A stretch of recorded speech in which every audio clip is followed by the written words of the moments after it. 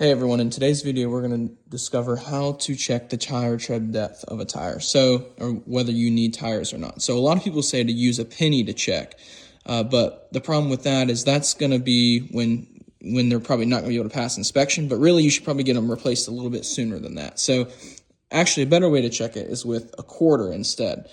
And so you can just stick it in the tread depth, and if you line it up and you can see Washington's head, all of his head, then you probably need new tires. But if you can't, you're probably good. So in this case, we can't see all of his head, so we're probably good. But we're going to check in a couple other places. Good there, good there, good there. And we can check over here. We're good there. We're good there. So you can do that all around the tire and for all four tires, and just to get a feel of whether you need to replace them or not. And don't forget to rotate your tires, as this will help, ensure even wear and tear. Thanks for watching.